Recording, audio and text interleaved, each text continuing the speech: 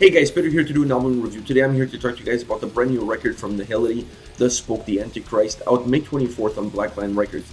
The album has 8 tracks, 29 minutes in length, and this is the band's debut record. Yes, their debut record. This band is from Portugal. They signed with a Swedish label and they're releasing their brand new debut record. I was really impressed with the album for many fronts, but specifically I'm going to start with the mixing and production. I really felt that going into this record, I wasn't sure what to expect from a band that's releasing their debut record.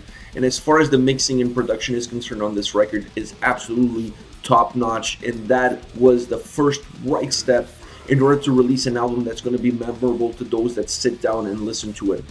Absolutely majestic work, really impressive, really good. The sound is extremely clean, really polished record all around. I really enjoyed the sound on this record. For those of you that are not aware, this is a black and death metal band. Having said that, I really felt that there were some atmospheric elements present there, some melodic death metal elements present there, and in some instances, very small instances, even a little bit of doom metal in some of the riffs and some of the atmosphere that the record has.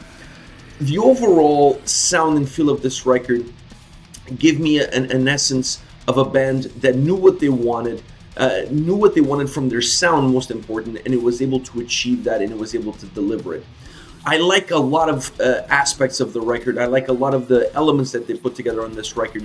One of those elements is their ability to merge black metal with death metal. This is not just a blackened death metal album or a blackened death metal band. They really had the ability, and they really delivered on that ability to create a genre that really blends those two extremely well. Not just from track to track, but within the same tracks. Every song on this record has a piece of black metal in it and has a huge piece of death metal in it. They really were able to blend those two worlds, not just give a sense of black metal to their death metal sound, but really merge these two genres into each single song on the record. Like I said, it's not like there's one song that's more death metal and one song that's more black metal. Every song on this record really merges these two worlds, I would say nearly to perfection. Another aspect of the album is the vocals. I like the switch in the vocals. I like the fact that this is not a record where you get the same style vocals from the first track to the last track, never deviating, always linear. That's not the case. They incorporate a few different styles, they incorporate a few different approaches. And in some of the cleaner, because there's not, I don't really want to say that there's clean vocals on the record, but in some of the cleaner vocals, I almost got a little bit of a behemoth vibe to it. In the way they were delivered, in the way the screams came out, and the way the atmosphere that those vocals brought to the tracks, either spoken word or using a different style in the choruses versus the verses. I really felt that there was a little bit of behemoth from a vocal perspective. Not overall, but there were some elements of behemoth in the vocal delivery and how they changed vocal styles throughout tracks and then throughout the record. There is one main style, one main of guttural, harsh vocal style throughout, but they do incorporate a few different elements into their vocal delivery that really creates changes. It creates a change in dynamics, it changes the atmosphere of the track. It really gives the song something different, and from those little changes I could pick up a few little hints of behemoth in there. Now, the overall guitar work on this album is absolutely outstanding. I really like the changes in violence, in aggression, in melody, in darkness, and atmosphere, all coming from the guitars. The guitar work on this record was really well done, really well put together, not only from a concept perspective, but also how they delivered on that sound. The drums on the record is like the 1 and 2 between the guitars and the drums. I really feel like the two are partners on this album, because I felt that when one would go out, the other one would come in. You really feel like there's a partnership between the sound that you're getting from the guitars and the sound that you're getting from the drums.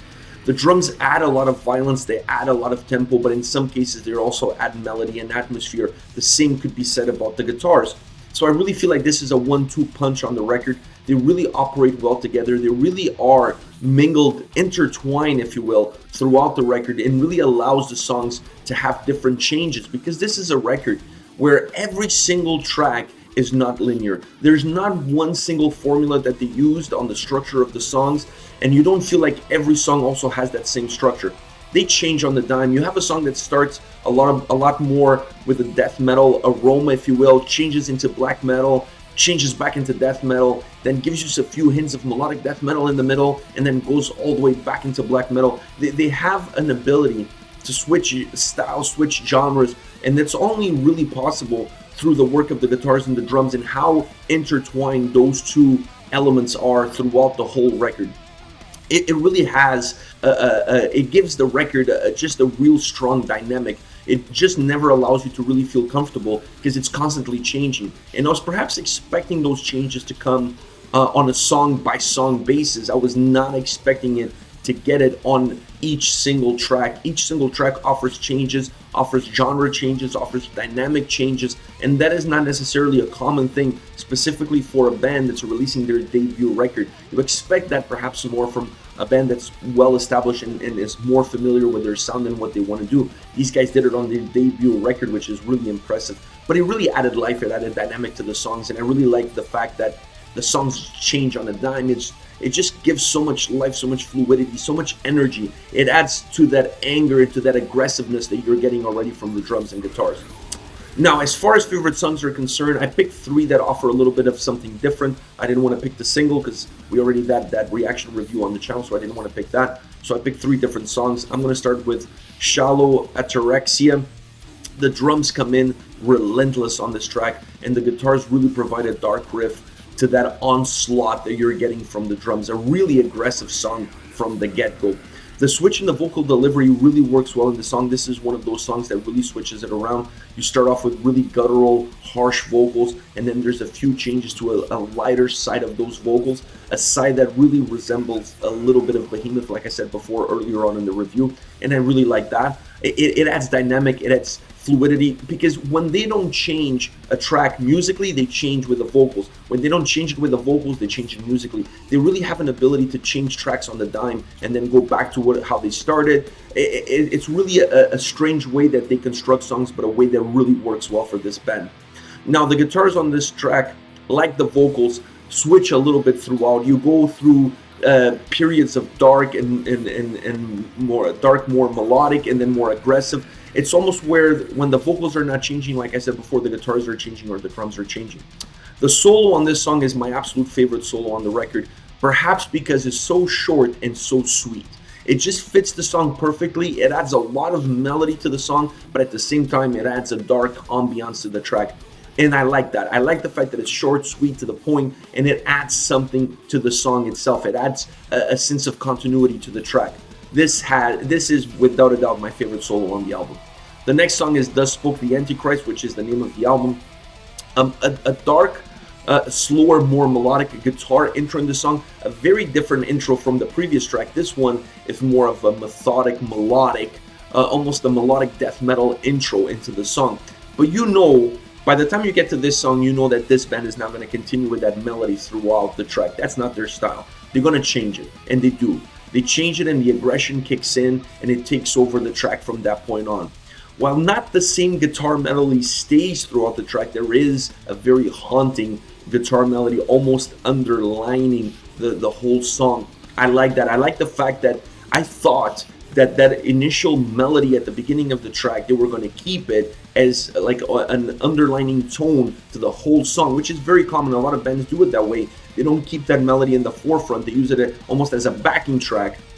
So I thought these guys were going to do the same thing. They didn't. They slightly changed that melody into a different melody. They still had that melodic sense in the background of the song, but it was not the introduction that you got from the track. They slightly changed it to something else. They still kept some sprinkles of it, but they changed it into something else to just give the song a different dynamic all around. The song really has hints of melodic death metal, specifically at that start, and every time you get a little bit of a peak of a sound of that melodic track in the background of all the aggression that's on the forefront. I really like also the spoken word periods that this song has. It adds an atmospheric sense to the song. It adds a dark embrace to the song, and it really fits well in terms of the message that the song has lyrically, so it fits well into that, and it's a change that's really welcome because it changes the pace of the song. It allows the song to still remain heavy while slowing it down every so slightly. Last but not least, To Nothingness. This song is perhaps a very different, more methodic song than the previous two. There is aggression there, but it's a different kind of aggression. I really felt like while this song had a nice tempo to it, I really felt that the aggression came from how heavy the song is, how methodic and heavy the song is. So it's a different kind of aggression. It's a more subdued, subtle aggression, if you will.